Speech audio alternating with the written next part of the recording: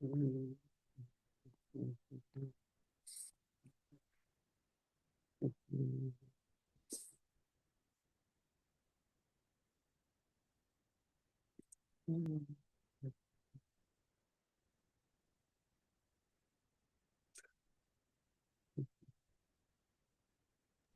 हरे कृष्णा।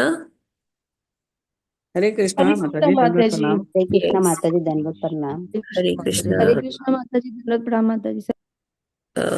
सोनिया माता जी, परम। शालिनी माता जी, आपका बहुत बहुत धन्यवाद आज का जप करने के लिए और प्रार्थनाएं करने के लिए।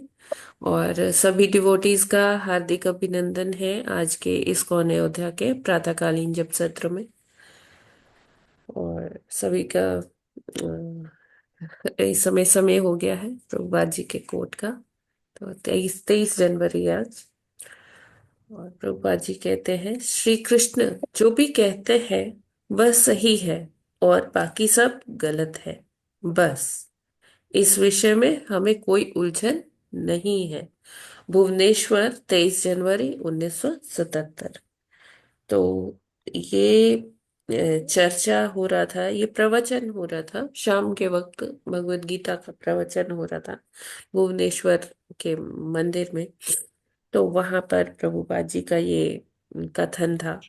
तो देखिए, क्या होता है कि पिताजी कौन है, ये एक बच्चा जब जिज्ञासा करता है तो उसकी माता जो बताती है कि हाँ ये तुम्हारे पिताजी हैं, तो वो बच्चा समझ जाता है कि हाँ ये ही उसके पिताजी हैं। कोई संशय उसे नहीं होता। इसी तरह से जो शास्त्र बताते हैं कि हमारे पिता कौन है, परम पिता कौन है, वो श्री कृष्ण है। ठीक है। और श्री कृष्ण जो कहते हैं वो सही है। तो हमने ये देखा है कि प्रभुपाद जी ने भी जब गीता शुरू किया, है ना, जब दूसरे अध्याय में भगवान अर्जुन को समझाने लगे। अर्जुन ने प्रथम अध्याय में अपने जो संशय थे वो कृष्ण के आगे रखे। और द्वितीय अध्याय में जब भगवान समझाने जा रहे थे, तो उससे पहले प्रभुपाद जी ने कृष्ण की स्थिति क्या है, कृष्ण कौन है, ये सारा क्लैरिटी दिया 2.2 श्लोक में, है ना, कि परम सत्य कौन है।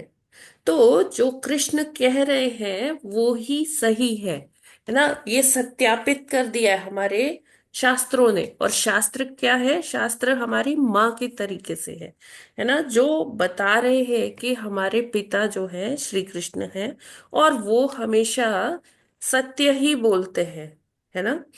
और उसमें कभी कोई गलती की कोई गुंजाइश नहीं होती है। तो जो भक्त होते हैं उनको इस बारे में कोई उलझन नहीं होती है ना। हाँ, लेकिन जो आसुरी प्रवृत्ति के लोग होते हैं तो उनको इसमें बहुत प्रकार की उलझन होती है। वो बहुत तर्क वितर्क वाली बुद्धि रखते हैं कि ऐसा कैसे हो गया, ऐसा क्यों हुआ, है ना। तो ये क्या है कि जब हम अपनी माँ की बात नहीं मानते, शास्त्रों की बात नहीं मानते, और शास्त्र क्या है, अपौरुषीय है ना। तो जो शास्त्र हमें सिखा रहे हैं, हमें उस पर बिलीव करना चाहिए। क्यों? क्योंकि ये शास्त्र क्या है, अपौरुषीय है। ये एक ऐसा नहीं है कि किसी ने मनगढ़ंत ऐसे लिख दिया है। वो उसमें जो लिखा है वो सत्यापित है। और हमें ये मानना ही होगा कि श्री कृष्ण जो भी कहते हैं वही सही है। और ये प्रभुपाद कहते हैं इसमें कोई संशय या कोई उलझन की कोई स्पेस नहीं है, कोई गुंजाइश नहीं है। हरे कृष्णा। जगत गुरु श्रील प्रभुपाद की प्रभुपाद जय। जी की जय। जय। हरे कृष्ण हरे माता जी। कृष्ण। जी जो प्रभु। ज्ञान कृष्ण से संबंधित है वह ज्ञान है, जो ज्ञान कृष्ण से संबंध नहीं है वह अज्ञान है। हरे कृष्ण। हाँ जी। यस प्रभु जी, बिल्कुल सही।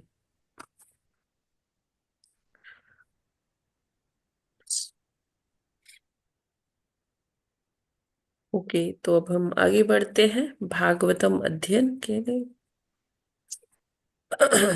हम्म,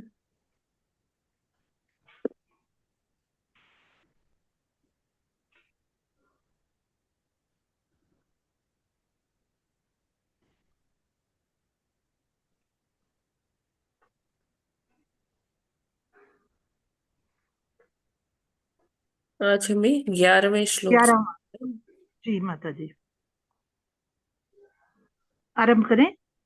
हाँ, कल हमने देखना शुरू किया कि मतलब जो 9वां और 10वां श्लोक था, उसमें भगवान का कैसा अपीयरेंस था, रूप किस तरह से कर्दम मुनि उनको देख देखते रहे हैं। थे, उसका वर्णन है, और वो ही आगे कंटिन्यू हो रहा है। ये इस माता जी। 11वां श्लोक।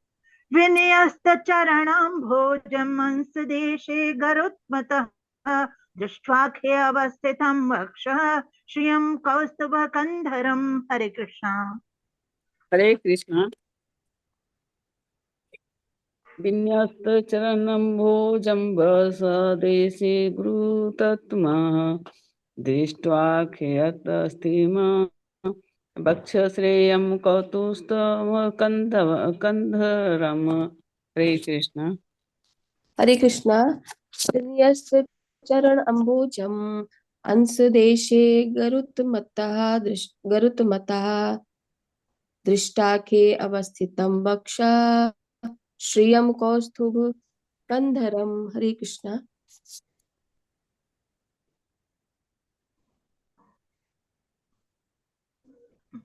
हरे कृष्णा।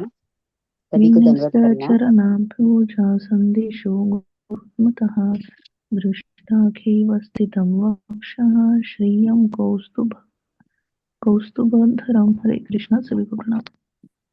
हरे कृष्णा।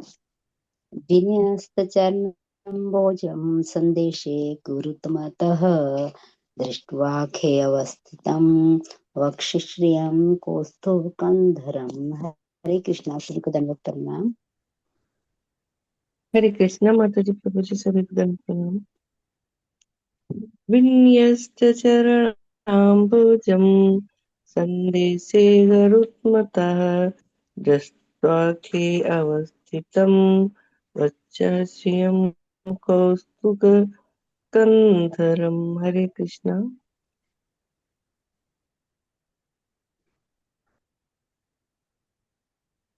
हरे कृष्ण। विन्यस्त चरणाम्बोज मन संदेशे गुरुत्मत दृष्ट्वा खेअवस्थितं वृक्ष श्रेयं कौस्तुभकन्धरम्। हरे कृष्ण। हरे कृष्ण। विनयस्तचरणाम्भोजं सन्देशे गुरुत्मतः दृष्टाखे अवस्थितं वक्षा श्रियं कौस्तुभकन्धरम्। हरे कृष्णा। सभी को दंडवत प्रणाम। माता जी, दंडवत प्रणाम। हरे कृष्णा। विनयस्त चरणाम्भोज भोजं संदेशे गुरुत्मतः दृष्ट्वा खे खे अवस्थितं वक्षश्रियं कौस्तुभकन्धरम्। हरे कृष्णा।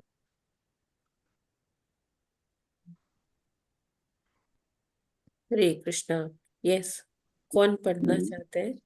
हरे कृष्णा। माता जी माता जी मैं मैं पढ़ दूं। पढ़ दूं क्या? मैं पढ़ दूं मैं। अ, आप दोनों नहीं अभी पढ़ा है, और कोई पढ़ना चाहते हैं क्या? हरे ये कृष्णा। ये पढ़ ले क्या माता जी? हाँ जी, अंजलि माता जी पढ़िए। ठीक है माता जी। हरे कृष्णा। अनुवाद एवं तात्पर्य by his divine grace Srila Prabhupada ji की जय। विन्यात रखे हुए शब्दार्थ। विन्यात रखे हुए चरण अम्बोजम चरण कमल अंश देशे कंधों पर गरुत्मता गरुड़ के दृष्टा देख कर खे आकाश में अवस्थितम खड़े हुए वक्षः अपनी छाती पर श्रियम शुभ चिन्ह श्रीवत्स कौस्तुभ कौस्तुभमणि कंदरम गले में। अपने वक्षस्थल पर सुनहरी रेखा धारण किए तथा अपने गले में प्रसिद्ध कौस्तुभ मणि लटकाए हुए वे गरुड़ के कंधों पर अपने चरण कमल रखे हुए आकाश वायु में खड़े थे। तात्पर्य, श्लोक 9 से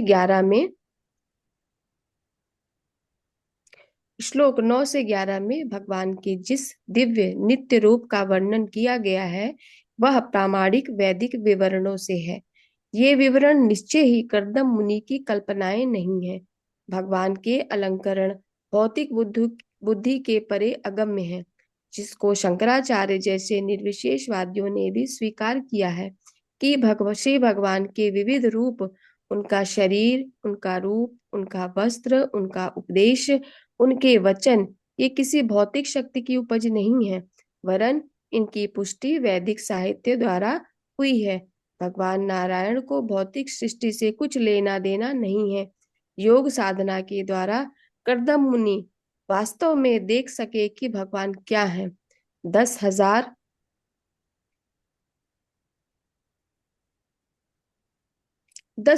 वर्षों तक योगाभ्यास के बाद भगवान के काल्पनिक रूप का दर्शन करना कोई अर्थ नहीं रखता।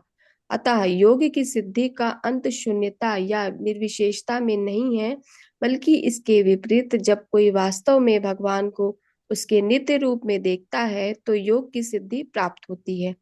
श्री कृष्ण भावनामृत की पद्धति में श्री कृष्ण के स्वरूप को प्रत्यक्ष प्रस्तुत किया जाता है। वैदिक साहित्य ब्रह्म संहिता में कृष्ण का स्वरूप प्रामाणिक रूप में मिलता है। उनका धाम चिंतामणि पत्थर का बना है, जिसमें भगवान का एक गोप बाल के रूप में खेलते हैं और हजारों गोपियां उनकी सेवा में तत्पर रहती हैं।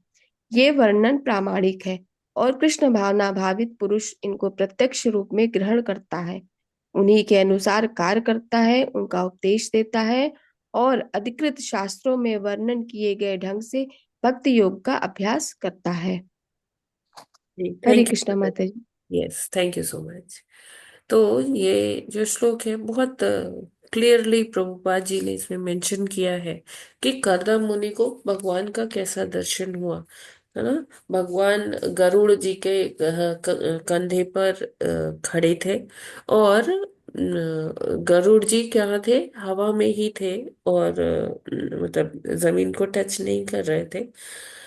और भगवान का शरीर पर क्या देखा उन्होंने, एक वक्षस्थल पे सुनहरी रेखा अंकित थी, है ना, जो बताया जाता है कि एक बाल होता है ना, एक सुनहरा सा चिन्ह होता है, हम कह सकते हैं। तो श्रीवत्स।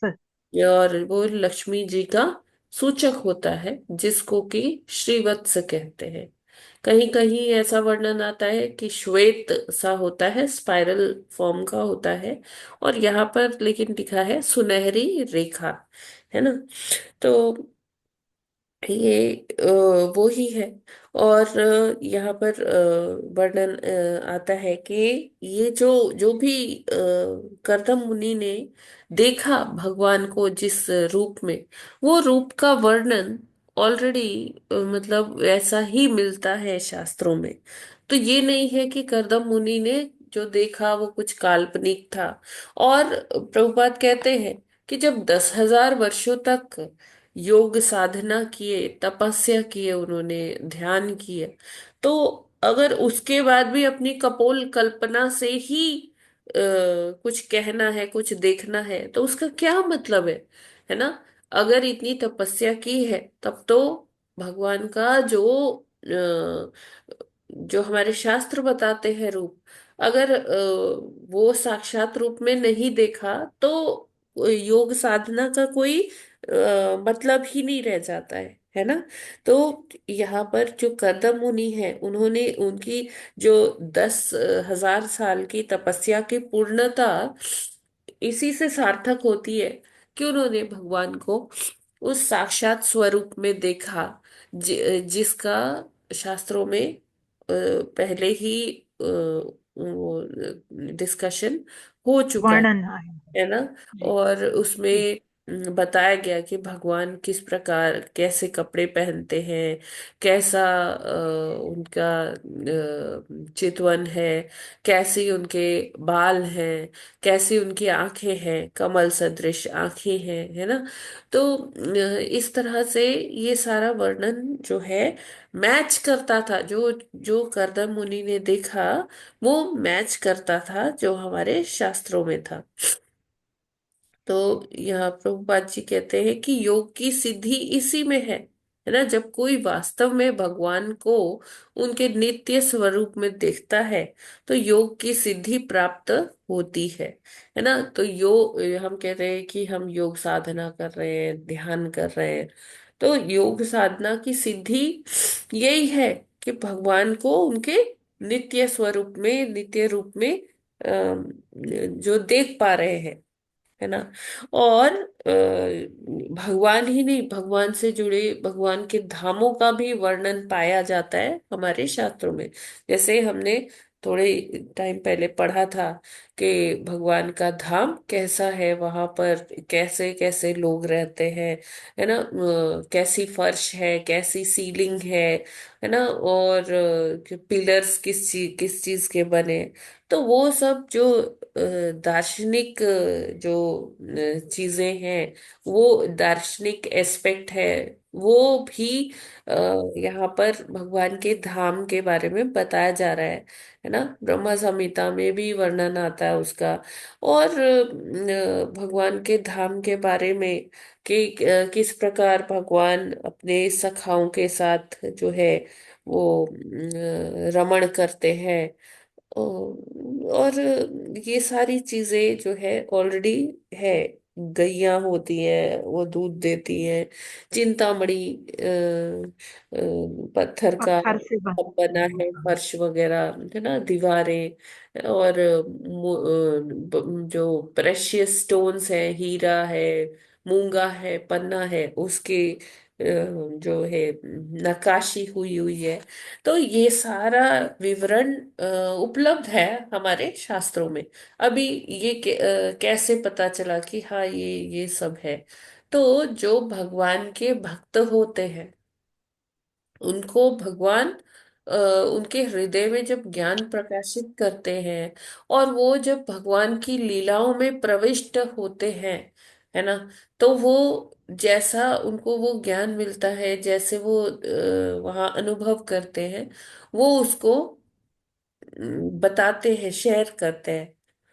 तो इस माध्यम से हमें पता लगता है, शुद्ध भक्तों के माध्यम से हमें पता लगता है कि हाँ कैसा होगा भगवान का धाम, है ना। अभी जैसे पूरा गोलोक चार्ट आता है तो हमारी बुद्धि से वो परे है, समझ से परे है ना। लेकिन जो भी थोड़ा बहुत हमें समझ में आता है वो देखकर कितना अचंभा होता है कि अच्छा ऐसा भी कोई जगह है क्या कि जहां पर दूध की नदियां बहती ही रहती है, कभी मतलब गाय दूध देना बंद ही नहीं करती है।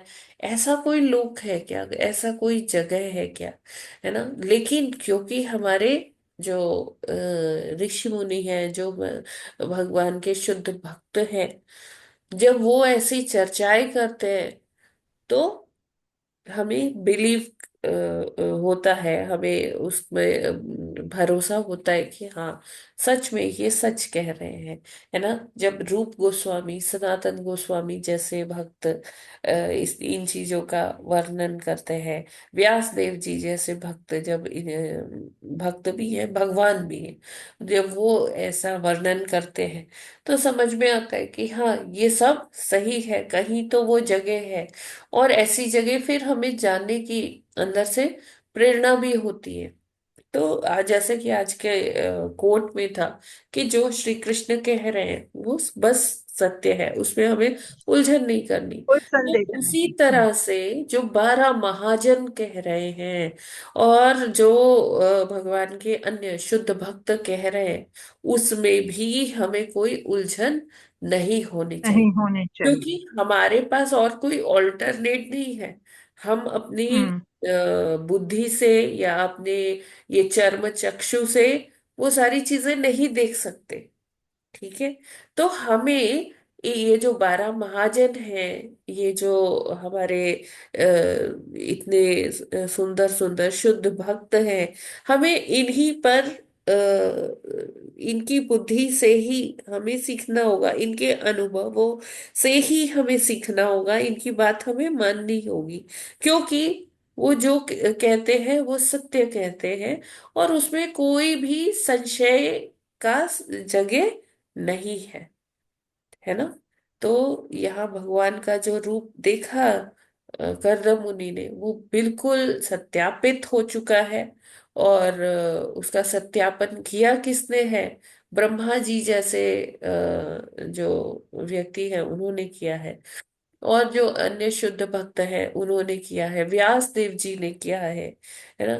तो उसमें फिर कोई संशय रह नहीं जाता है। हरे कृष्ण, है ना। वो अपनी कपोल कल्पना से नहीं बोल रहे करदम मुनि। हरे कृष्ण माता जी।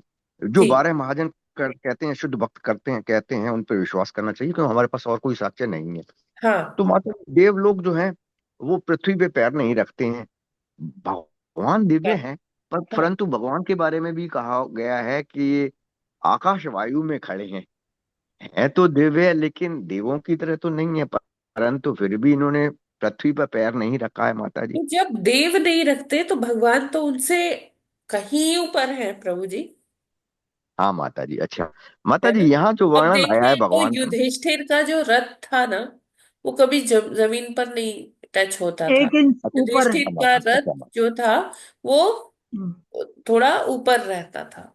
जी, अच्छा माता जी, मालूम नहीं है। 1 इंच ऊपर रहता था। माता जी, इसमें एक चीज और आया है। जी जैसे गोलोक में जो भगवान को दिखाया गया है, राधा कृष्ण को दिखाया गया है बिल्कुल सेंटर में।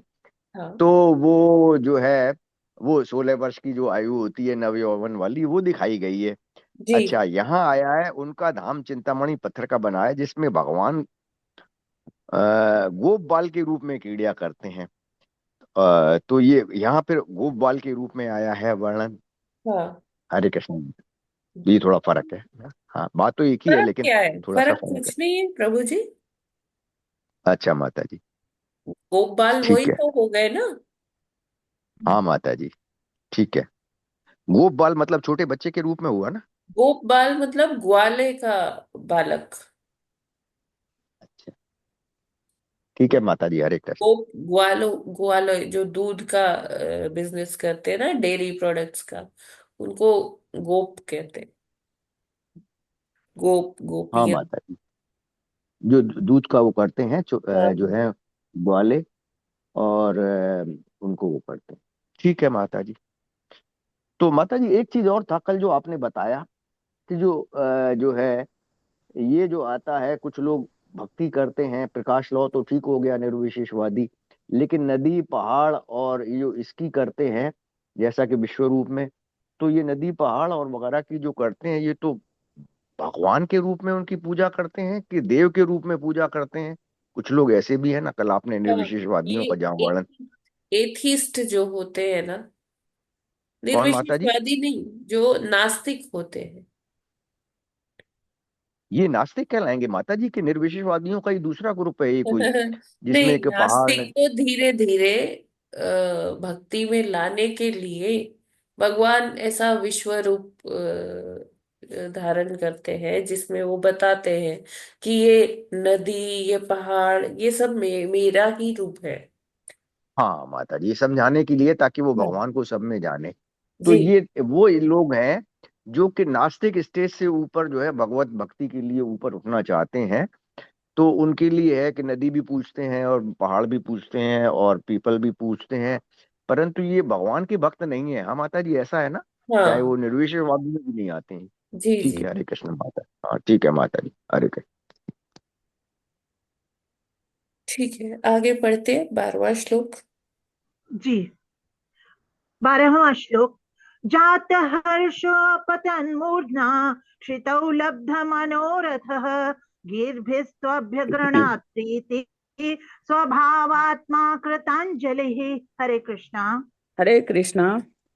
जात हर्षोपत्न मूर्धना चीतो लब्ध मनोरथ गिरिभिर्स्तभ्य गिरिना प्रीतस्थ आत्मा भावना कृतांजलि। हरे कृष्णा।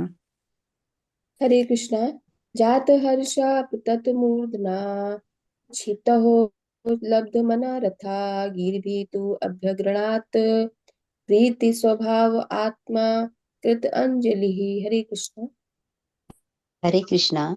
जात हर्षो अपतन मूर्धना क्षितो लब्ध मनोरथ गिरभिस्तभ्या गृणात प्रीति स्वभावात्मा कृतांजलि। हरे कृष्णा। सभी को दंडवत प्रणाम। हरे कृष्णा। जात हर्षो अपत मूर्धना क्षितौ लब्ध मनोरथ गिरिभिः सत्व गुणात् पिति स्वभावा वात्मा कुतांजलि है। हरे कृष्णा। जात हर्षो अप तन्मूर्धना तो लब्ध मनोरथा गीर्भिस्तभ्य गृणात् प्रीतिस्व भावात्मा कृतांजलि। हरे हरे कृष्णा।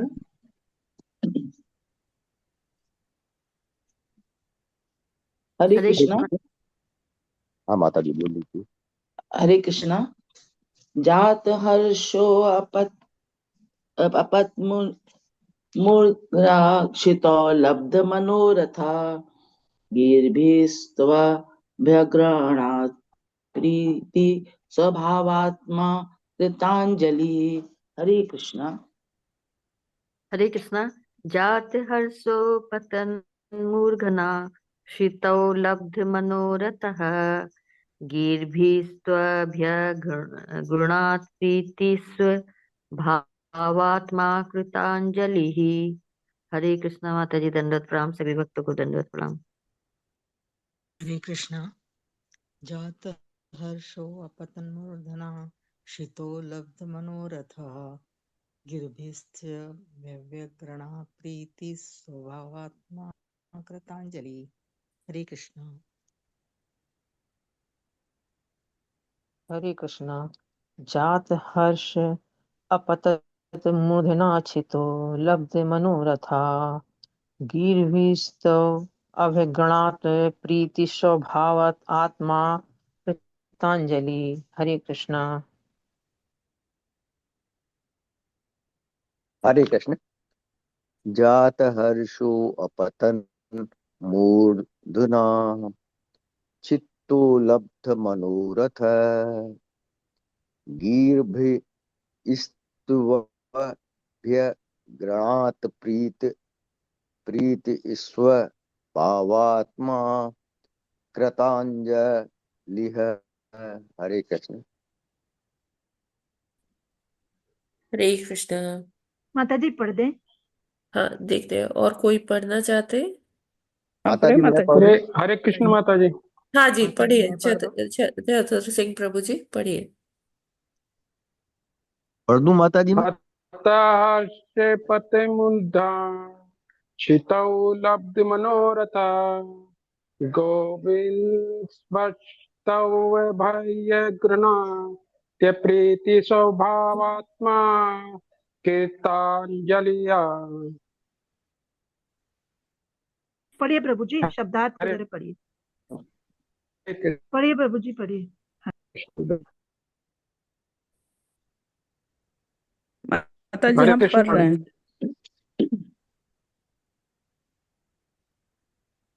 हरे कृष्णा। कौन पढ़ रहे हैं? हरे नेटवर्क कृष्णा। ये शब्दार्थ एवं तात्पर्य। जात हर्ष स्वाभाविक रूप से प्रमुदित अपतत गिर पड़ा मूर्धना अपने सिर के बल छितो पृथ्वी पर लब्ध प्राप्त हुआ मना रथा अपनी इच्छा गिरवी स्तुतियों से तू तथा अभयग्रणात प्रसन्न किया प्रीति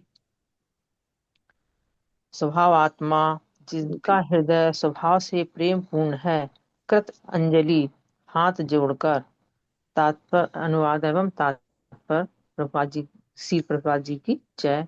श्री प्रभुपाद जी द्वारा जब कर्मद मुनि ने पूर्ण पुरुषोत्तम करदम भगवान का करदम साक्षात दर्शन किया तो वे अत्यधिक तुष्ट हुए, क्योंकि उनकी दिव्य इच्छा पूर्ण हुई थी। वे भगवान के चरण कमलों को नमस्कार करने के लिए नतमस्तक होकर पृथ्वी पर लेट गए। उनका हृदय स्वाभाविक रूप से भगवत प्रेम से पूरित था। उन्होंने हाथ जोड़कर स्तुतियों द्वारा भगवान को तुष्ट किया। तात्पर्य, भगवान के साकार रूप का साक्षात्कार योग की सर्वोच्च सिद्धि अवस्था मानी जाती है। भगवत गीता के 6वें अध्याय में जहाँ योग साधना का वर्णन है, भगवान के इस साकार रूप के दर्शन को योग की सिद्धि बतलाया गया है। आसनों तथा अन्य अनुष्ठानों का अभ्यास कर लेने के बाद अंत में समाधि अवस्था प्राप्त होती है। इस समाधि अवस्था में श्री भगवान के अंश रूप परमात्मा का या फिर उनके यावत रूप का दर्शन होता है। प्रमाणिक योग धर्म ग्रंथों में यथा जी पतंजलि चाय बना सूत्र दूं? में समाधि को दिव्य आनंद कहा गया है। पतंजलि के ग्रंथों में योग की जो पद्धति वर्णित है वह प्रमाणिक है, और आधुनिक तथा कथित योगियों ने अधिकारी वेदांतों के ग्रंथों को देखे बिना अपनी अपनी विधियां बना ली हैं, जो अत्यंत रोचक हैं। पतंजलि योग पद्धति को अष्टांग योग कहा जाता है। कभी कभी निर्विशेषवादी पतंजलि योग को दूषित कर देते हैं, क्योंकि वे अद्वैतवादी हैं। पतंजलि ने बताया है कि जब आत्मा परमात्मा से मिलता है और उसे देखता है तो उसे दिव्य सुख मिलता है। यदि परमात्मा तथा व्यक्ति के अस्तित्व को मान लिया जाए तो निर्वेश निर्वे निर्विशेष दियों का अद्वैतवाद सिद्धांत अपने आप ध्वस्त हो जाता है। फलतः कुछ निर्विशेषवादी तथा शून्यवादी दार्शनिक पतंजलि विधि को तोड़ मरोड़ कर पूरी योग प्रक्रिया को दूषित कर देते हैं। पतंजलि के अनुसार जब मनुष्य समस्त भौतिक इच्छाओं से मुक्त हो जाता है तो उसे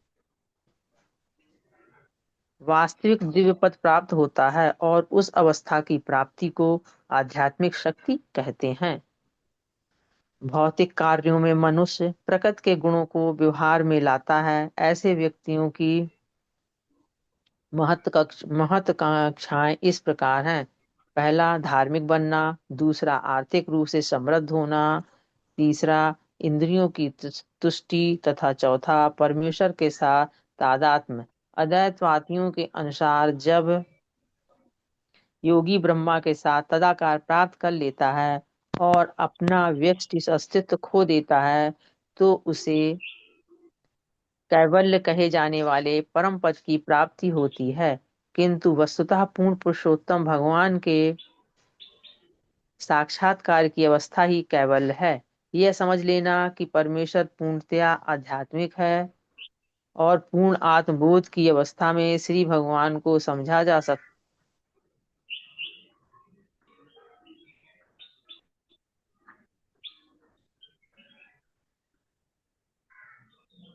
कामनाओं से मुक्त होकर आत्मा तथा परमात्मा के आत्मबोध में स्थिर हो जाता है तो उसे चित्त शक्ति कहते हैं। पूर्ण आत्मबोध होने पर आत्म सुख का बोध होने लगता है, जिसे भगवत गीता में परम सुख कहा गया है, और जो भौतिक इंद्रियों के परे है।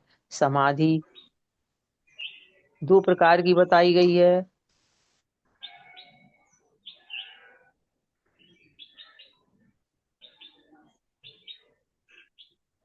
समाधि दो प्रकार की बताई गई है, संप्रज्ञात और तथा असंप्रज्ञात, अर्थात मानसिक चिंतन तथा आत्मबोध।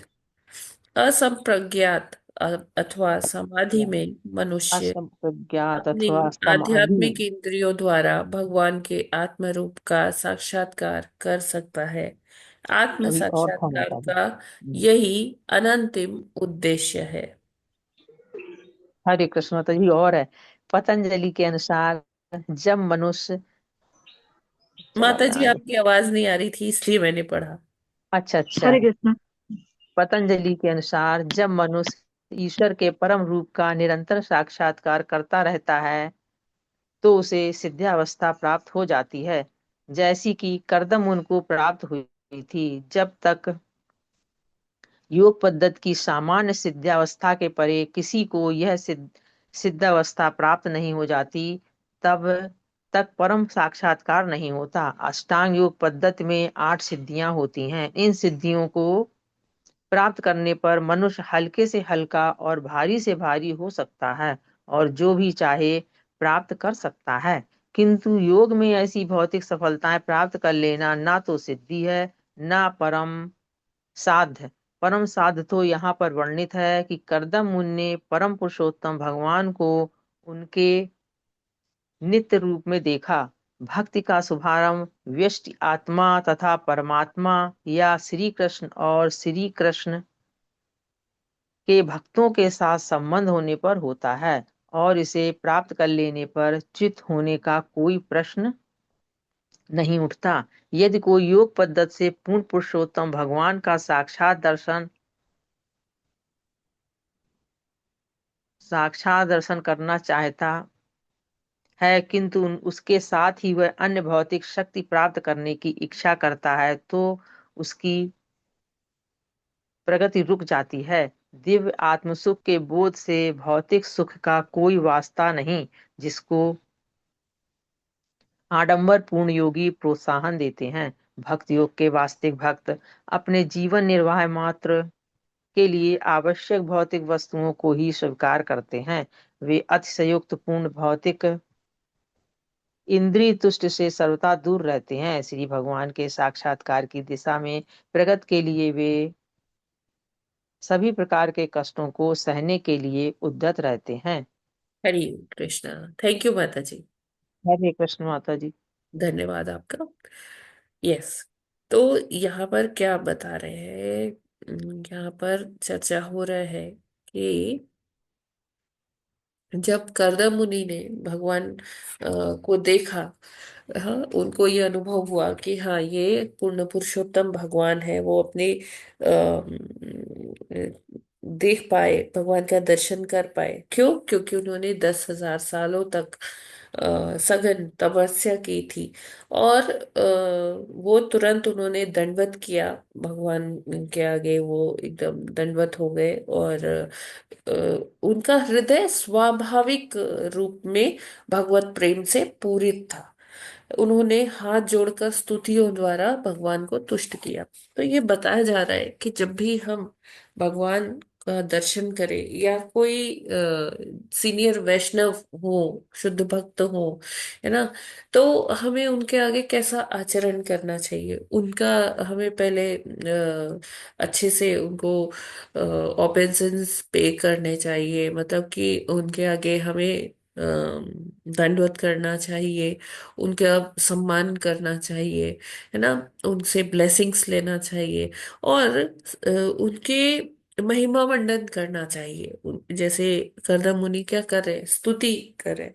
तो हमने पहले भी देखा कि जैसे ब्रह्मा जी जब भगवान जी के पास जाते हैं तो पहले भगवान जी का महिमा मंडन करते हैं, उनकी स्तुतियां करते हैं, है ना।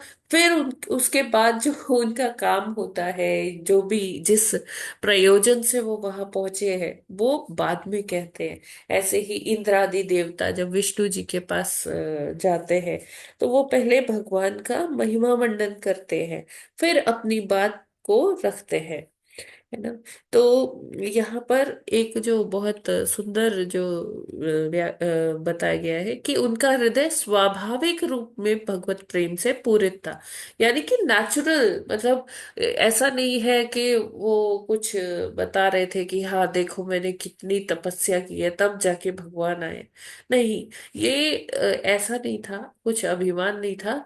जो वो भगवत प्रेम जो स्वाभाविक रूप से उनके हृदय में उपजा, उसकी बात हो रही है। अब ये स्वाभाविक प्रेम कैसे आएगा? क्या हम भगवान से अभी प्रेम कर पा रहे, उस स्थिति में है, प्रेम की स्थिति में है? आप लोग क्या कहते हैं? प्रेम होता है तो वो अश्रुधार अपने आप ही बहने लगती है और वो शरीर में भाव आते हैं, तो हाँ, ऐसी स्थिति पाना बहुत, हाँ हाँ हाँ, मतलब अभी हम जी, नहीं कह सकते कि हमारे इस अंदर स्थिति में नहीं है। प्रेम है। जी जी, देखिए, बिल्कुल जब हम बिल्कुल। इस भौतिक जगत के में जो हमारे रिलेशनशिप्स है, जब हम उनकी बात करते हैं, तो अगर बच्चे को कोई चोट लग जाती है तो माँ के आंखों में आंसू आ जाते हैं, या कोई भी कुटुंब के सदस्य को कुछ समस्या होती है, तो उसके लिए मन जो है दुखी हो जाता है, या कोई कहीं दूर गया है, उससे विरह महसूस होता है ना? तो ये तो एक जन्म में जिससे हमारा रिलेशनशिप है उसके लिए हम ऐसा कर रहे हैं। लेकिन जो जन्म जन्मांतर से जो भगवान जी हमारे साथ में हैं, हम उनके लिए कभी विरह महसूस नहीं कर रहे हैं। हम उनके लिए कभी दुखी नहीं हो रहे कि हमारा उनसे हम कब मिल पाएंगे, कब उनको देख पाएंगे। हम दुखी नहीं हम्म होते। हम हमें संसार में मिल जाए, खाना मिल जाए रोज, पानी पीने को लिए पानी मिल जाए, और ये सारी हमारी सुविधाएं पूरी होती रहे, बस हमें और कुछ नहीं चाहिए भगवान से, है ना? भगवान कब मिलेंगे, कब उनका दर्शन होगा, कैसे, क्या प्रयोजन करे कि उसके लिए हम, हमारी ये लालसा ही नहीं होती है ना? तो हम अपने जो ये भौतिक चीजें हैं इसी में मगन रहते हैं, है ना?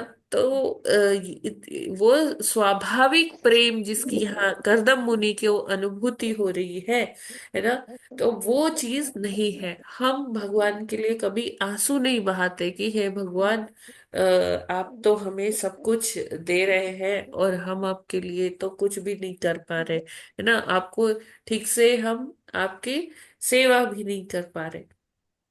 हमारे लिए कभी भी ऐसा भाव अभी नहीं आता है। तो ये क्या है कि अभी जो हमारा हृदय है ना, वो अभी पाषाण की तरह है ना, वरना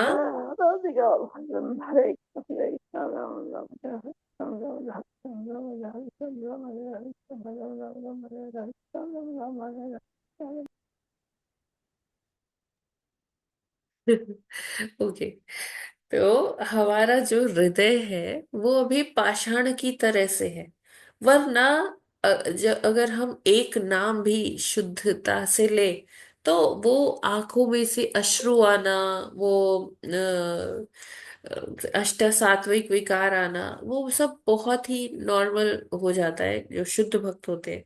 लेकिन हाँ, कई बार क्या होता है कि हम भगवान जाते हैं, मंदिर जाते हैं, भगवान को देखते हैं, जब अपलक देखने का कोशिश करते हैं, तो क्या होता है कि हमारी आंखों से अश्रु बहने लगते हैं। तो हमें लगता है अच्छा, हम उस लेवल पे आ गए क्या, है ना? हम कई लोग उसका प्रदर्शन भी करने लगते हैं कि देखो मेरी आंखों में से आंसू रुक ही नहीं रहे, गिरते जा रहे, गिरते जा रहे। तो हमें वो समझना होगा कि जो भक्त वहां बैठकर कीर्तन कर रहे हैं या मृदंगा बजा रहे हैं, उनके वाइब्रेशंस जो हम फील कर रहे हैं, उनकी जो शुद्धता है, उनकी जो प्योरिटी है, उसकी वजह से हमारी आंखों में आंसू आ रहे हैं। वरना अभी हमारा हृदय तो पाषाण जैसा है, कठोर है ना? और जैसे ही हम उस जगह से बाहर हटेंगे, है ना, मंदिर से या वो जो भी दिव्य जगह है, वहां से बाहर हटेंगे, तो क्या होगा, फिर से हम वैसे ही बन जाएंगे। अगर हमें भगवान के लिए अश्रु आ रहे हैं या भगवान के लिए हम रुदन कर रहे हैं, तो वो क्या है कि वो हमेशा हर जगह होना चाहिए, है ना? रुकना नहीं चाहिए, है ना? समय स्थान देखकर ऐसा नहीं होना चाहिए, है ना? अगर हमारे अंदर से वो भाव आ रहा है। लेकिन कई बारी लोग सहजिया हो जाते हैं, गिर गिर पड़ते हैं नाचते नाचते कि हमें तो भगवान से बहुत प्रेम हो गया है। लेकिन जैसे ही लोग वहां से चले जाते, तो वो लोग भी आराम से हो जाते एकदम जैसे पहले थे। तो ये क्या है, हृदय की कठोरता ही है, ये दिखावा है, ये आडंबर नहीं चलता भगवान के आगे, है ना। भगवान क्या देखते हैं कि हृदय कब कोमल होगा। तो भगवान का एक नाम जब जपेंगे तो उसी में क्या होगा कि जो हम शिष्टाष्टकम में पढ़ते हैं, नैनम गलद अश्रुधार्य, है ना, कि नैन से क्या होगा, अश्रुपात होगा, गला रुंध जी। जाएगा, है ना। ऐसा कि जैसे हमें भगवान से बहुत विरह हो रहा है। तो वो सहजिया वाला विरह नहीं होना चाहिए, वो स्वाभाविक रूप से होना चाहिए, जैसा कि करदम मुनि को मतलब हो रहा है, उनके हृदय में से स्वाभाविक भगवत प्रेम उपज रहा है ना। उनका हृदय उससे पूरित था, भगवान के लिए भगवत प्रेम इतना उमड़ रहा था हरे उनसे। माता जी, हरे कृष्ण माता जी। हरे कृष्ण। लेकिन जो मन से हृदय में दुख हो रहा हो और ऊपर से हम वो भौतिक काम कर रहे हो तो विरह ही हुआ ना माता जी। हाँ प्रभु जी, अगर बिल्कुल दिल से बिल्कुल। हमें दुख हो रहा है और मैं हाँ भौतिक तो ऊपर से दिखावा नहीं कर रहा हूँ, लेकिन वो तो वो वो जी वही रहा है ना कि हमें याद याद आ गया भगवान जी का। जी जी, बिल्कुल बिल्कुल बिल्कुल। यस प्रभु जी। तो हरे इस कृष्ण इट माता। मीन्स कि हृदय में थोड़ी सी सॉफ्टनेस आ रही है। जो हृदय पाषाण जैसा था भगवान का नाम जपते जपते, अब वो थोड़ा सा कोमल हो रहा है, ठीक है ना।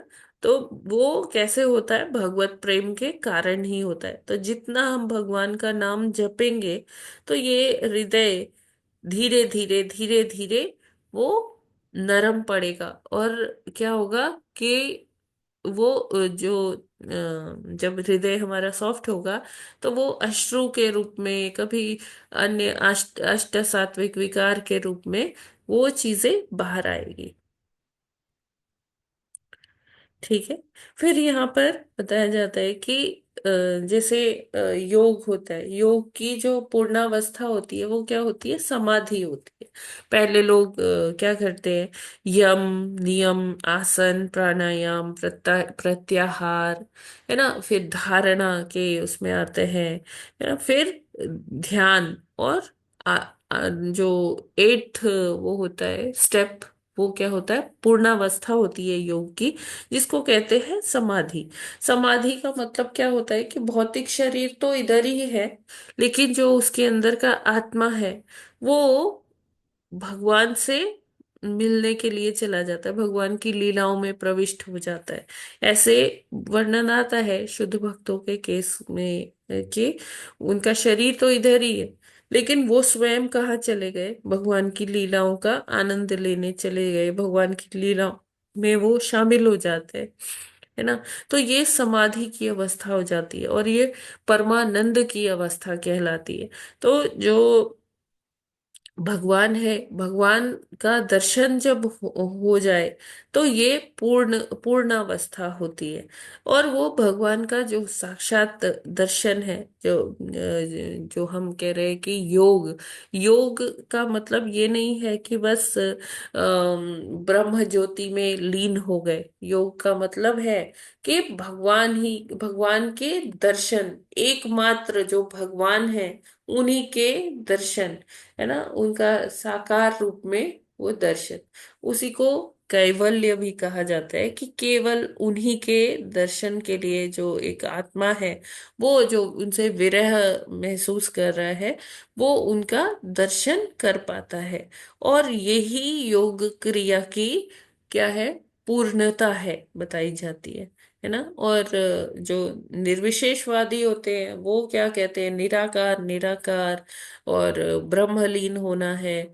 तो ये जो चीजें हैं, ये क्या करती है, योग जो पतंजलि योग का जो अवधारणा है, उसको प्रभुपाद कहते हैं कि उसको तोड़ मरोड़ कर पेश करती है और क्या कर देती है, दूषित कर देती है ना। मतलब जिसको कहते हैं ना, अर्थ का अनर्थ बना देते हैं। है ना। प्रभुपाद लिखते हैं, पतंजलि के अनुसार जब मनुष्य समस्त भौतिक इच्छाओं से मुक्त हो जाता है तो उसे वास्तविक दिव्य पद प्राप्त होता है। तो क्या होता है कि जैसे जैसे योग क्रियाएं और करते जाते हैं, यम नियम आसन प्रत्याहार ये सब आगे बढ़ता है, तो फिर क्या होता है कि भौतिक इच्छाओं से हमारा मन जो है विरक्त हो जाता है, भौतिक इच्छाएं नहीं आती है। तो यही फिर धीरे धीरे हम आध्यात्मिक अपनी ऊर्जा को बढ़ा पाते हैं, है ना।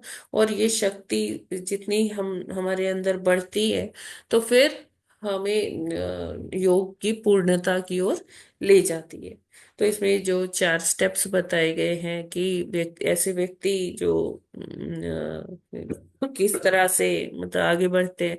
पहले वो धार्मिक बनते हैं, फिर वो आर्थिक रूप से समृद्ध होना चाहते हैं, फिर वो इंद्रियों की तुष्टि करते हैं, और फिर लास्ट में क्या होता है, परमेश्वर से तादात्म्य की भावना रखते हैं।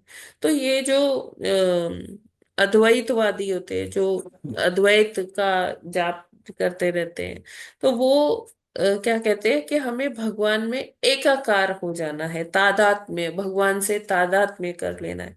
तो एकाकार होने का देखिए, जो हम लोग जो फिलॉसफी लेके चलते हैं, जो हमें चैतन्य महाप्रभु ने बताई या मध्वाचार्य जी ने हमें बताया, कि वो क्या है, द्वैत है, द्वैत का पालन, है ना।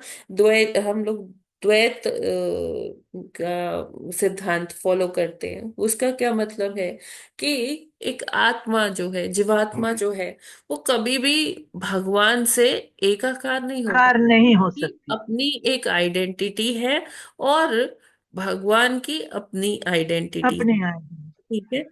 और जो जीवात्मा है उसको क्या बोला गया है, व्यष्टि आत्मा। और भगवान को क्या बोला गया है, समष्टि आत्मा, मतलब कि वो संपूर्ण के हम अंश हैं, है ना, स्फुलिंग मात्र है। एक जैसे आग होती है और आग की चिंगारी, तो चिंगारी में क्या होता है कि होता वो ही सारे घटक है, सारे उसकी बनावट वैसे ही बनी होती है जैसे आग की होती है, लेकिन चिंगारी बहुत छोटा अंश है आग का। उसी तरह से हम भी भगवान के अंश तो हैं, उन्हीं के जैसे हैं हम भी, है ना, उसी सच्चिदानंद तत्व के बने हैं। लेकिन हम बहुत छोटे हैं, बहुत मात्रा में, वो जो सच्चिदानंद तत्व है हमारा, वो बहुत अंश मात्र है, कण मात्र है भगवान के आगे। भगवान विभू हैं और हम अणु हैं, है ना। तो इसकी चर्चा भगवान ने भगवत गीता के दूसरे अध्याय में की हुई है, बड़े ही विशद वर्णन किया है उसमें। फिर यहाँ आता है कि कैवल्य क्या होता है। कैवल्य हमने भगवत गीता के 6 अध्याय में पढ़ा हुआ है, जहाँ योग की चर्चा हुई है। योगी ब्रह्म के साथ ता- तदा तदाकार प्राप्त कर लेता है और अपना व्यष्टि अस्तित्व खो देता है, तो उसे कैवल्य कहे जाने वाले परम पद की प्राप्ति होती है। तो लेकिन ये क्या है कि जो अद्वैतवादी है, ये उनकी व्याख्या है कि कैवल्य क्या हो गया कि ब्रह्म में लीन हो जाना, भगवान में लीन हो जाना। लेकिन जैसे हमने अभी देखा कि कोई भी जीवात्मा भगवान में, ऐसा नहीं है कि हम पहले उनसे भगवान का एक हिस्सा काट कर हमें बनाया गया, हम अलग हो गए और फिर उन्हीं में वो हिस्सा जुड़ जाएगा, ऐसा नहीं है। लेकिन यहाँ कैवल्य किसे कहा जा रहा है कि जो पूर्ण पुरुषोत्तम भगवान के साक्षात्कार की अवस्था को कैवल्य कहा जा रहा है ना। ये जब भगवत साक्षात्कार होता है, भगवान का दर्शन होता है, तो और कुछ भी नहीं होता, केवल भगवान का ही चिंतन रहता है और भगवान का ही दर्शन होता है। आंखें भगवान का दर्शन कर रही है, उन्हीं का चिंतन, और कुछ दिमाग में उस टाइम नहीं चलता। जैसे अर्जुन ने जब भगवान का दर्शन किया, तो वो हर कहीं जिधर भी देख रहा था उधर भगवान ही थे, है ना, और वो उनके अलावा और कुछ नहीं देख पा रहा था। और उनके अलावा और कुछ सोच नहीं पा रहा था। तो ये इसको कैवल्य कहा जाता है कि एकमात्र भगवान ही है, देखने योग्य एकमात्र भगवान ही है, सोचने योग्य, चिंतन करने योग्य, दिस इज कैवल्य। तो प्रभुपाद यहाँ लिखते हैं कि यह समझ लेना कि परमेश्वर पूर्णतया आध्यात्मिक है और पूर्ण आत्मबोध की अवस्था में श्री भगवान को समझा जा सकता है, ये कैवल्य कहलाता है। तो जो आत्मबोध है, हाँ, आत्मबोध की अवस्था क्या है कि हम ये जान रहे हैं कि ये हम हैं और हम भगवान के दर्शन कर रहे हैं। तो वहां तो द्वैत हो गया ना। कैवल्य क्या है कि लेकिन किसका दर्शन हो रहा है? भगवान का ही दर्शन हो रहा है, और कोई भौतिक इच्छा नहीं है, और कोई थर्ड पर्सन नहीं है, कोई मतलब केवल और केवल भगवान है। तो ये कैवल्य है, भगवान का साक्षात्कार की अवस्था को ही कैवल्य कहते हैं, है ना। और पूर्णतया आध्यात्मिक ये पूरा होता है पूर्ण आत्मबोध की अवस्था में श्री भगवान को जो समझ पा रहे हैं हम, वो कैवल्य है। आई गेस ये क्लियर है सभी को। हरे हाँ कृष्ण। माता जी, कैवल्य का मतलब ये है कि भगवान को पूरी तरह से समझना और उनका भगवान के दर्शन अलावा करना। और कुछ नहीं, हाँ। और दर्शन करना। और हमारी आत्मा जो है व्यष्टि है और भगवान जो है समष्टि है। लेकिन माता जी, जो अन्य वर्ड आए हैं अब इसमें, जो है जो ये आए हैं, ये भी दो तरह के होते हैं। अद्वैतवादी और जो है योगी भी कई तरह के हैं ना। हाँ। क्योंकि योगी में ऐसे भी हैं, जैसे कि ये जो कल आया वर्णन में कि पहले तो जो है उन्होंने जो किया कि भगवान के जो है सारी सिद्धियां प्राप्त की। फिर उसके बाद जो है दर्शन के लिए किया उन्होंने, मतलब भक्ति के लिए किया। इसी तरह से जो कपिल भगवान के भी दर्शन हैं उसमें भी ऐसे ही आया है कि हम्म। पहले सिद्धि का बताया है, फिर भक्ति का बताया है। देखिए, तो लेकिन ये पहले ये सतयुग के टाइम की बात है ना प्रभु जी, जब लोग हजारों हाँ हजारों तक तपस्या कर पाते थे। हाँ माता, हाँ ठीक है ना। हाँ माता तो जी, वो ठीक है। जब हाँ ये लेकिन दो, 11 वर्ष तक तपस्या करने में सक्षम है, तो वो पहले योग करते हैं, यम नियम, आसन प्रत्याहार, इस सब का पालन करते हैं, इससे सक्षम बनते हैं, तो उनको सिद्धि एज बाय प्रोडक्ट मिल जाती है। सिद्धि के लिए वो कार्य नहीं कर रहे, लेकिन वो एक बाय प्रोडक्ट की तरह से उनको मिल जाती है। ठीक है। उनका जो हाँ माता, ध्येय होता है, उनका जो एम होता है, वो क्या होता है? भगवत प्राप्ति। सिद्धियां ठीक तो है माता उनको जी। एज बाय प्रोडक्ट मिल जाती है। ठीक है तो ना। माता जी ये जो, हाँ, वर्णन आए हैं जगह जगह, इसमें कल वाले में एक जगह शून्यवादी भी आया है शब्द। हाँ। तो ये शून्यवादी, शून्य पर अब जैसे ध्यान लगाना। ध्यान भगवान में ही लगाते हैं ये कि चुपचाप बैठे रहते हैं? शून्य पर ध्यान लगाते हैं वो लोग, कि कुछ इससे भी कुछ नहीं प्राप्ति होगी? संसार में। मैंने देखा है ऐसे लोग, मैंने देखे हुए हैं, एक एक घंटा बैठते हैं, तो इससे कुछ प्राप्ति होगी? नहीं होगी। ना भगवान की और ना ही देवताओं की, मेरा ऐसा सोचना था। हाँ, शून्य जो वो शून्यवादी होते कि सब कुछ वॉइड है, सब कुछ खाली है, सब बस शून्य पर ही वो फोकस करते हैं। एक एक घंटा बैठे रहते हैं लोग शून्य में, पता नहीं क्या एक इससे एक घंटा नहीं प्रभु मिलता जी, है। बहुत बहुत घंटा बैठे रहते हैं। हाँ, रोज का कुछ लोगों का मैंने देखा, कई सालों से रूटीन है, वो कुछ नहीं सोचते हैं, बस लेकिन क्या 4 ऐसा बजे हो उठ के सकता बैठे। है कि कुछ ना सोचो? जब हम हो ये भी नहीं कह सकता रहे है हैं कि माता जी। कुछ नहीं सोचेंगे, तब भी तो हम सोच रहे हैं ना।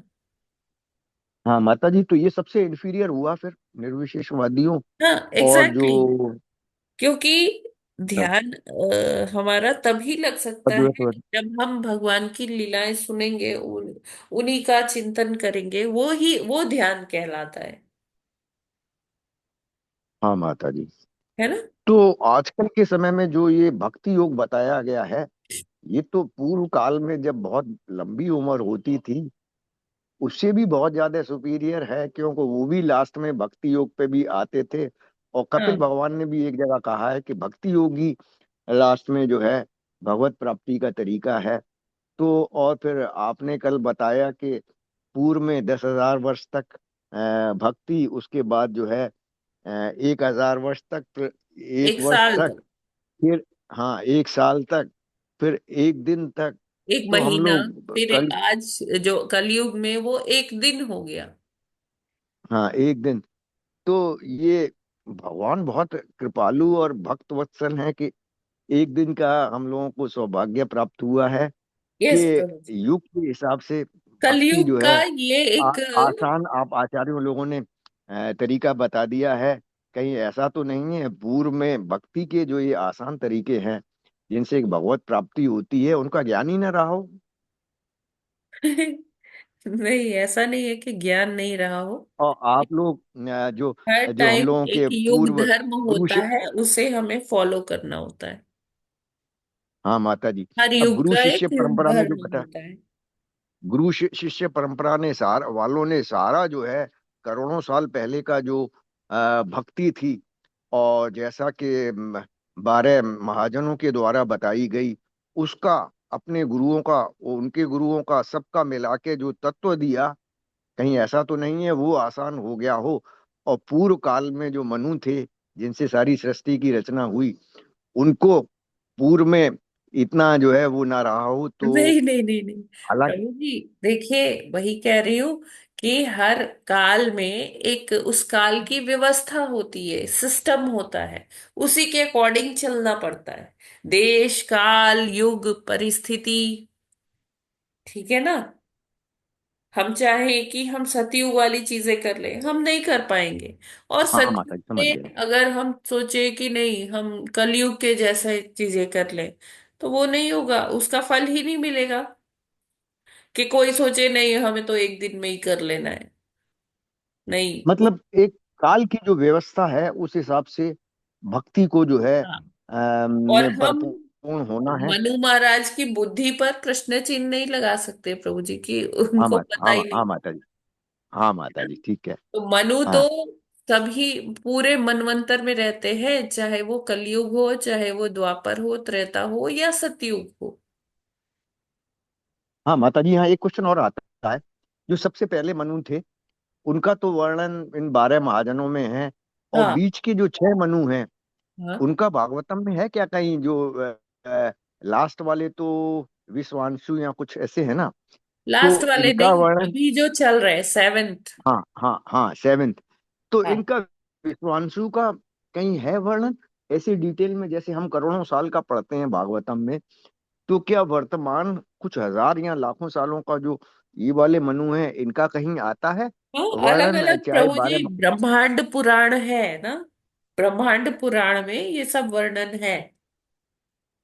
अच्छा माता जी, वो बहुत डिटेल हो जाएगा फिर। बहुत ज्यादा प्रभु जी, इतना हम पढ़ ही नहीं सकते जितनी डिटेल उपलब्ध है। हाँ माता जी, ये यही मुश्किल हो जाता है, तो वो इतनी डिटेल कहाँ से पढ़ सकते हैं। जी। आप लोग जितना ज्ञान दे देते हैं बस उसी को बार बार देखते हैं या शास्त्रों में देखते हैं उसके साथ साथ, तो जो थोड़ा बहुत हो जाता है वो ले सकते हैं। और बहुत पूर्व का तो देखना ना तो संभव है।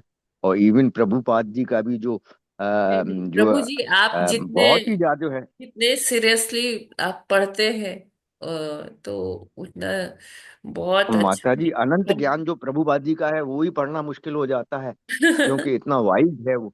यस प्रभु। तो फिर इससे ज्यादा तो कुछ निकलता ही नहीं है। जी जी। मार्गदर्शन में आपकी जितना हो जाता है। हरे कृष्ण माता जी। हरे कृष्णा माता जी, धन्यवाद प्रणाम। दंडवत प्रणाम माता जी।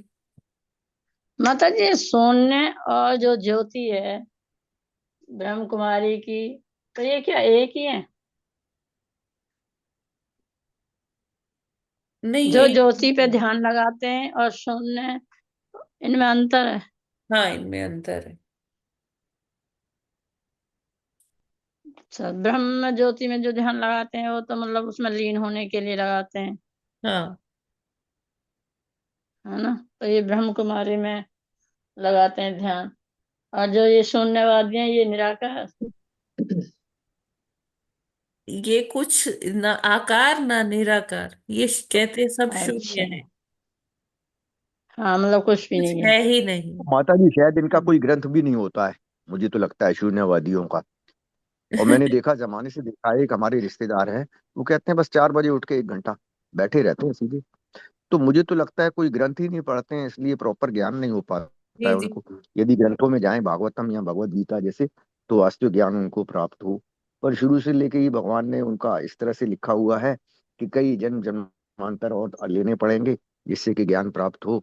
तो बिना किसी शास्त्र के जैसे चलता है वैसे चलता आता है, हरे कृष्ण। जी प्रभु जी। हरे कृष्णा।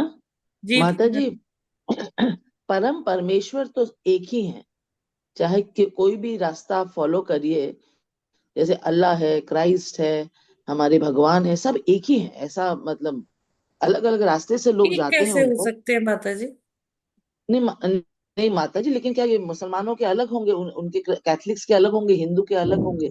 सुपर नेचुरल वो तो पावर जिसको वो हम तो परमेश्वर। इंसानों ने जी बनाए ना वो धर्म अलग अलग, जी।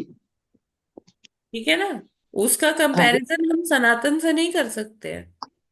नहीं सनातन से नहीं कर रहे हैं, मगर वो हाँ। जो पावर है जो जिसने सब क्रिएट किया है वो तो एक ही है। वो लोग अलग अलग तरह से भक्ति करते हैं, लेकिन वो पावर जो है सुपर नेचुरल पावर, वो तो एक ही है। अभी मतलब ऐसा मेरी सुपर समझ में ये। नेचुरल बोलना जी हम भगवान ही बोल सकते हैं, जी है ना। तो जी जी। देखिए, वो टर्म्स अलग अलग हो सकती है, कोई कुछ कहता है हाँ कोई जी हाँ कुछ जी। कहता है, कुछ लेकिन कहते हैं, हाँ है तो आफ्टर ऑल वो भगवान ही, गॉड, हाँ हाँ। ठीक है। जी जी जी, गॉड वही कौन वही है? भगवान ही है। है। कोई हाँ, कहता है कि अब मैं भगवान का पैगंबर हूँ, कोई कहता है मैं जी भगवान का बेटा हूँ, ठीक है जी। ना। तो लेकिन हाँ भगवान जी कौन है? भगवान तो कृष्ण ही। हाँ। अब वो अलग अलग नाम से बुलाते हैं वही। अब जिस परिवार में हमने जन्म लिया है, नहीं नहीं, फिर नाम हम से उसी भी नहीं बुलाते, परिवार को फॉलो बोलते करते हैं हैं। मैं भगवान का बेटा हूँ, मैं भगवान का मैसेंजर जी हूँ, हाँ हाँ हाँ। ऐसे बोलते हैं, है ना। जी कोई माता जी। ये नहीं कहता कि मैं भगवान हूँ, जी। ठीक है। उनके जो जीसस मैसेंजर, हाँ क्राइस्ट है वो अपने आप को क्या कहते थे कि आई एम द सन हाँ ऑफ गॉड, हाँ हाँ हाँ। ठीक है। और जो पैगंबर जी है ना, वो क्या कहते हैं? मैं पैगंबर हूँ, पैगाम लाया हूँ, भगवान का मैसेंजर हूँ मैं, हाँ। ठीक है। भगवान एक ही है। भगवान एक ही है, हाँ। हाँ। जी माता जी, थैंक यू। हाँ, हरे कृष्णा। जी हरे कृष्ण माता जी। मतलब लोग इंटरप्रेट गलत कर लेते हैं। वो जो होते हैं ये सारे तो ठीक कहते हैं कि I am messenger of God, पर हम लोग इंटरप्रेट कर गलत करते हैं भी नहीं यही गॉड है। जी बिल्कुल। हरे कृष्णा माता जी, दंडवत प्रणाम। हरे कृष्णा, धन्यवाद, प्रणाम प्रभु जी। माता जी, सनातन धर्म हिंदू धर्म का पर्यायवाची शब्द है या कोई अंतर है? देखिए, हिंदू अगर हम देखें ना तो हमारे शास्त्रों में कहीं हिंदू लिखा ही नहीं है। हिंदू तो जब ये लोग आए, ये मुगल और ये पहले स्लेव डायनेस्टी के, ये गौरी गजनी, ये सारे लोग आए, तो इन्होंने जो सिंधु नदी के पार जो लोग रहते थे, वो सा नहीं बोल पाते थे, वो सा को हा बोलते थे। तो उससे क्या हो गया कि सिंधु नदी के तरफ पार वाली सभ्यता को उन्होंने क्या बोल दिया? हिंदू। तो अगर हम अपने ये धर्म ग्रंथों में देखेंगे तो कहीं हिंदू शब्द नहीं मिलेगा, सनातन ही मिलेगा। ये तो आजकल की अभी जो इधर कुछ इधर 500 600 साल या कह लीजिए 1000 साल पहले ये टर्म कॉइन हुआ, हिंदू, ठीक है प्रभु जी। जी माता जी, प्रणाम। तो वैसे अगर हम सच में अगर हम अपने वैदिक लिटरेचर के हिसाब से बोलेंगे तो वो सनातनी ही होगा, हिंदू नहीं होगा। जी माता जी। और माता जी, एक और मेरे मन में कई दिनों से प्रश्न था, मैं जी सोच रहा था पूछूं नहीं पूछूं। हरे हाँ माता पूछ। जी, हम जिस हरे कल्प के ब्रह्मा को फॉलोअर हैं, हाँ ब्रह्म माधव कृष्ण गौड़ीय संप्रदाय के। जी। माता जी, मेरा प्रश्न ये है कि इस्कॉन जिस कल्प के ब्रह्मा का मतलब प्रेडिसेसर्स है, हाँ और ये किस कल्प के ब्रह्मा है, और वो किस कल्प के ब्रह्मा थे जिनका देखिए, पूजा कल्प के वर्ष ब्रह्मा नहीं वर्जित होते, जी। है ना। एक पूरा जो मतलब उनकी आयु होती है 100 वर्ष, है ना। ब्रह्मा जी के एक दिन को कल्प कहते हैं, है ना। तो 100 वर्षों तक जितने भी उन वर्षों में जितने भी दिन आएंगे वो ब्रह्मा जी के कल्प ही होते हैं। ठीक है। तो ब्रह्मा जी की मतलब जब तक ये पूरा ब्रह्मांड है तब तक वो ब्रह्मा रहेंगे, है ना। करीब समझ लीजिए, अगर कुछ नहीं तो रफ फिगर भी अगर हम ले तो वो 30 करोड़ ऐसा कुछ आएगा साल, है ना। इतनी आयु होती है ब्रह्मा जी की। ठीक है। और उनके एक दिन को एक कल्प बोला जाता है, और एक कल्प में उनके हर दिन में 14 मनवंतर होते हैं एक कल्प में। ठीक है। तो हम जिन ब्रह्मा जी को फॉलो कर रहे हैं, तो वो ब्रह्मा जी वो तब से है जब से ये शुरू हुआ पहला, जब मनवंतर जब शुरू हुआ था कल ये अगर देखे तो सातवें ये 7वां मनवंतर चल रहा है ना। इससे पहले 6 मनवंतर बीत चुके हैं, अभी 7वें मनु आ गए हैं। ठीक है प्रभु जी। ब्रह्मा जी सेम ही है, कॉमन ही है अभी। ब्रह्मा जी के अभी 51 ईयर का पहला दिन चल रहा है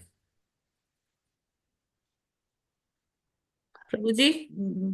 जी माता जी, मैं मतलब ये सोच रहा था कि मतलब हम जब से मतलब होश संभाले, थोड़ा सा धर्म के बारे में जानना शुरू किए, हाँ तो हमें ये बताया गया कि ब्रह्मा जी की पूजा भाई नहीं होती है, कहीं हाँ नहीं होती। हाँ तो माता जी, हमारे तो ये जो आचार्यों की जो सबसे ऊंची श्रेणी है, हाँ तो वो ब्रह्मा जी से ही शुरू होती है। ऐसे जो 34वां है प्रभुपाद जी, जी 32वां 34वां ऐसा कुछ। जी जी। तो अब ये जो भी हम भगवान को ऑफर करते हैं, ये आचार्यों के माध्यम से ही ऑफर करते हैं। प्रभुपाद जी को करेंगे, फिर वो अपने गुरु को करेंगे, फिर अपने गुरु को करेंगे, फिर हम मतलब हाँ उनके माध्यम से ही हम भगवान को ऑफर कर सकते हैं। हाँ तो मैं माता जी, मेरा मन कहना ये है कि जो फाइनल ऑफरिंग है आचार्यों के माध्यम से, वो तो ब्रह्मा जी को ही ऑफर होएगा। जी। तो चूंकि हम ब्रह्मा की तो पूजा वर्जित है, तो कैसे हम कृष्ण तक पहुंच पाएंगे? नहीं नहीं नहीं नहीं नहीं, ऐसा नहीं है। देखिए, ब्रह्मा जी भगवान के बहुत ही निकट हैं। उनके नाभि कमल से जिसको सबसे पहले भगवान ने बनाया वो ब्रह्मा जी ही है, है ना। तो ऐसा हमें नहीं सोचना चाहिए। ठीक है, उनके मंदिर नहीं है, उनको श्राप दिया गया, क्योंकि देखिए ये सृष्टि का कार्य बहुत आसान नहीं था। तो बार बार वो भ्रमित हो रहे थे।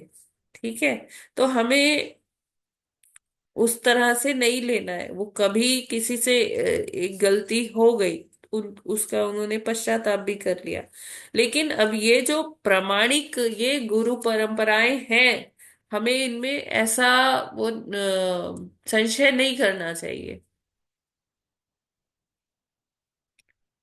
ठीक है प्रभु जी।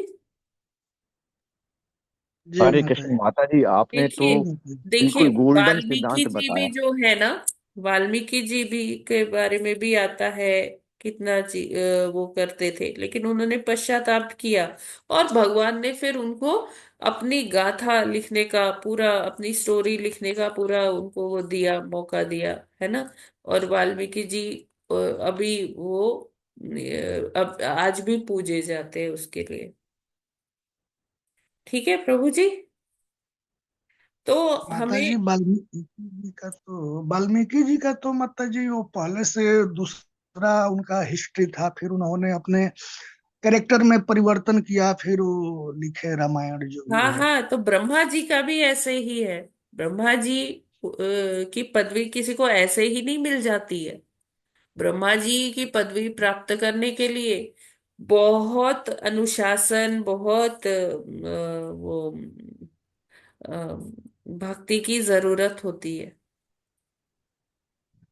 ना। सर्वोच्च पद है ब्रह्मांड का। जी माता जी, मैं यही सोचता हूँ कि उनके मतलब सिर पे पूरे सृष्टि का मतलब ये रचना करने का भार दिया गया था। हाँ, वो ऐसे कैसे भ्रमित हो गए कि मतलब उनको श्राप मिल गया, माने उनकी बुद्धि कैसे इतनी लो लेवल की हो गई। प्रभु जी, ये देखिए, इस पे हम लोग जितना चर्चा करेंगे हम लोग उतना ही उलझते जाएंगे। ये जो सारी लीलाएं होती है ना, जो भगवान अपने पार्षदों के साथ करते हैं, वो हमें ही समझाने के लिए करते हैं। ऐसा नहीं है कि उनकी बुद्धि लो लेवल की हो गई या हाई लेवल की हो गई, या युधिष्ठिर ने द्यूत में अपने भाइयों को, अपनी पत्नी को क्यों दांव पे लगा दिया था। ये सारी चीजें वो जानते थे कि वो ऐसा कर रहे हैं। ठीक है, ये सारा हम लोगों को बताने के लिए भगवान अपने पार्षदों के साथ ये लीलाएं करते हैं। ठीक है प्रभु जी। जी माता जी, हम मन लीला ही में समझ मन सकते में हैं। हमें संशय नहीं लाना चाहिए।